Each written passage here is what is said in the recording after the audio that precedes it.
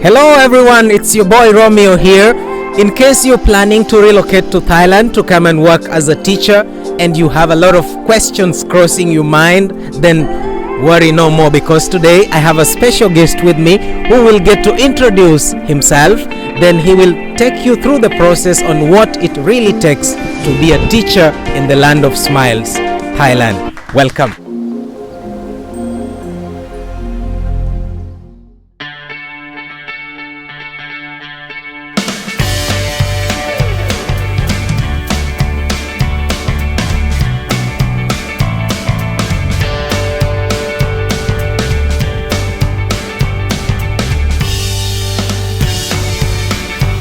Thank you, Romeo. My name's Scott. I come from London, England. I've been teaching in Thailand for the past 6 years. The reason I came here is because I've been coming here for 25 years and I really love the culture and the Thai people. So it was always my dream to come and teach here. Oh, thank you, Mr. Scott. Wonderful getting to hear from you. So I will be asking you a few questions. Like since you came to Thailand, what are some of the challenges that you've been going through, or some of the challenges that you faced along the way in terms of your career as a teacher, and challenges out there generally, social challenges out there? Okay, I will start outside the classroom. Yeah. Life in general. Some of the problems for me would be the food. You can get any kind of food in Thailand if you're in Bangkok, if you're in Phuket, one of the tourist attraction places. But when you come somewhere where we currently are, Singapore, it can be a little bit more difficult to get the food that you really enjoy. So that's one challenge for me. Another challenge, the weather. The weather can be challenging in Thailand. It can be so hot. And if you're unlucky enough to be teaching in a classroom that doesn't have aircon, it's not going to be an easy lesson. You're going to struggle. You're going to struggle through that lesson. So you have to try to be upbeat about it, because most of our classes do have aircon. But every now and again, you'll find yourself in an uncomfortable teaching environment. So that's something that I've had to get used to.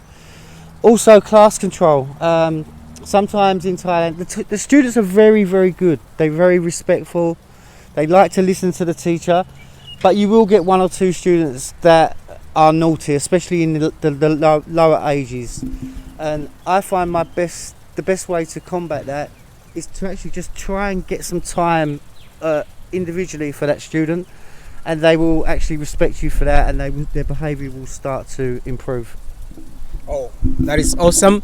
So you've got to hear from Mr. Scott. Before you plan your trip to Thailand, be aware of the culture, be aware of the food. You better get practicing to eat spicy food. Yeah, the weather also can be extremely hot sometimes, but all those are just but small reasons, because when you really want to move somewhere where your heart leads you to, then that can be a big issue. So a lot of students in Thailand, actually like all of them, are getting to learn English as their second language, meaning they have a lot of challenges here and there in terms of learning English. What are some of the strategies that you've been able to employ as a teacher in a classroom situation to help your learners learn English in the most effective way? Okay, I think there's many different ways to help the students. Obviously, starting with group work, letting them work with their friends, letting them work with their classmates. I like to put them in groups of 4 and put 2 good students with 2 not as good students, and I tend to see an improvement in the lower students when I work that way. Also, digital learning is a great tool. You can show images on the screen, so you're not just talking about the word, you're showing an image. Also, give the students goals, give them something to work to. That's my main strategy. And also, I like them to make videos, and I like them to be able to watch their work, watch them speak in English, and seeing for themselves how well they communicate. That is wonderful, Mr. Scott. This brings us to my next question. You've gone to the classroom, employed your best strategies to help these learners. How do you get to assess your learners to know that learning has taken place or their English level has moved from one level to another? So, my question is very simple and straightforward. What are your strategies in terms of assessment, learner assessment? Okay, I'll talk about my strategies.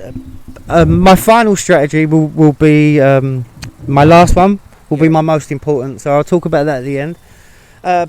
But tests, quizzes, anything like that is how I would judge the student. But for me, the most important way to judge a student is every week and their effort. Some students will be able to speak English amazing, and they will come to class 2 or 3 times for 1 year. Unfortunately, I do teach M6, and they have a lot of university activities going on. So some of them will not come to class, but they can speak good English. Then there's some students that their English isn't at the same level, but they come to class every week. They try hard every week. That for me is the most important thing. How hard you try, not just about your ability. So for me, my main thing is how hard a student tries. Who comes to class every week. It's not how they pronounce a word, it's how many times they try to pronounce it that matters to me more. All right, that is nice. So, just like you told me, you're handling Matheum 6, which I believe is the last level in high school before students proceed to join college or university. Have you been teaching in high school level all through since you came to Thailand, or you've been able to teach in other levels, let's say elementary school or maybe kindergarten? And if so, what are some of the differences in the different levels that you've been able to handle? Okay, I've been teaching high school for 3 years, but previously I taught elementary, or for English people, junior school. I also taught that for 3 years. The biggest difference with elementary and high school is student care. When you're teaching in elementary, you're not just a teacher, you are a carer. You're looking after those students in the classroom. You can't go out, you can't be as free as a high school teacher. You need to look and care for the young students at all times. So I feel at high school you have a great responsibility because you're sending them out into the world. Yeah. Also, just as great a responsibility with the young ones, because you're not just a teacher, you're more like a family member. You're actually, and they will treat you like a family member as well. So when you're teaching young kids, they will treat you like an uncle or a dad. It's a little bit more personal. All right, that is nice. So next, let's talk briefly about your workload. How many classes do you get to handle per week? And do you find that reasonable? How are you able to balance that between like school life and your own free time? Okay, so currently I teach 22 classes a week, which I think is very manageable. One thing about Thailand is you get a lot of bank holidays, a lot of holiday days, a lot of school activity days. So the actual teaching time will reduce from 22 classes a week just because of them reasons alone. Obviously we get nice holidays, so you get a long summer holiday. I think it's perfect. I feel sometimes like I'm semi-retired, Right. especially when you have the holidays. So yeah, when I'm in England, I feel like I'm always working. When I'm in Thailand, I don't feel like I'm always working, and when I am working, I'm enjoying it. So it's a big difference to England. And what about the number of students or learners per class? What is like the average number of learners per class according to you? Okay, that's actually something that I feel could be improved in Thailand. At the moment, my average class size is around 40 students. I feel that the average class size should be 30 students. I feel that should be the maximum. But even that's being said, with 40 students, I think it would be a big problem maybe in my own country. But in Thailand, like I said, the students are so respectful. They're very nice students. it works, but I just feel that it would work better with maybe 10 less students per class. Oh, all right, that is nice. So, at your school, I could love to know what is the culture like in terms of your daily routine. Do you have any special duties at school as a Thai, as a foreign teacher? At times, sometimes we do greet the students in the morning. Sometimes we might have to go on stage and talk about certain vocabulary. Nothing. I would say nothing daunting. Once you've done it once, it becomes the first time you do it. You are scared. You're very nervous. But once you've done it once, the next time it just becomes easier and easier.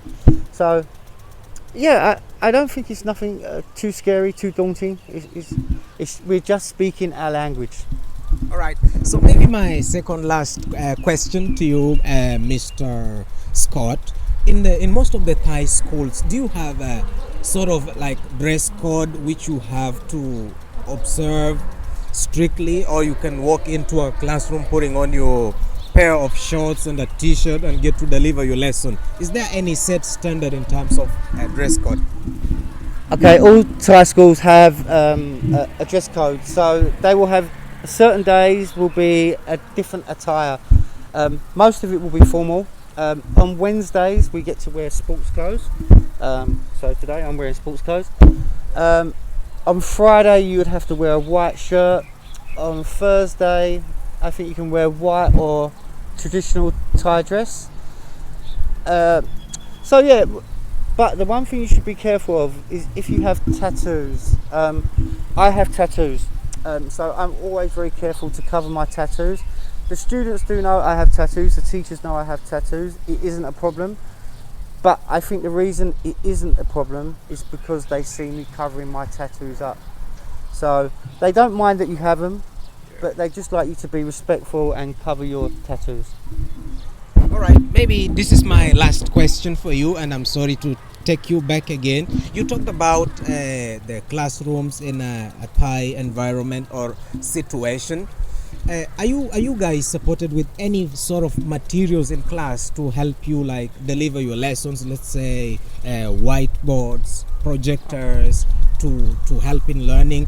Do you have any like Thai teachers coming in to help you? Let's say students are stuck somewhere, they can't get to understand some words. Do you have any special teachers in your classrooms to help you maintain the classroom control, or maybe issues to do with translations? Yes, I do have Thai teachers in my classes to help me with translation, but sometimes you might not have a Thai teacher. Thai teachers are also very busy and have their own classes to teach, so sometimes it might not be convenient for a Thai teacher to be in that class, but you will always have one or two amazing students. If the Thai teacher isn't in the class, you will have a Thai student that you can utilize who can help you. So don't worry, it's always helpful to have a Thai teacher in your class, but don't worry if you don't. There will always be one or two students that you can utilize, and it will help their English as well. So use the students, use the good students to help the lower students and to help the teacher. Thank you so much, Mr. Scott, and it was nice having you today. In case you had worries on how teaching in a Thai classroom looks like, then I think most of your questions have been answered. In case you have more questions, remember to type them down there in the comment section, and we're gonna have a good conversation. Otherwise, thank you so much, Mr. Scott. You're welcome. And see you next time. Goodbye.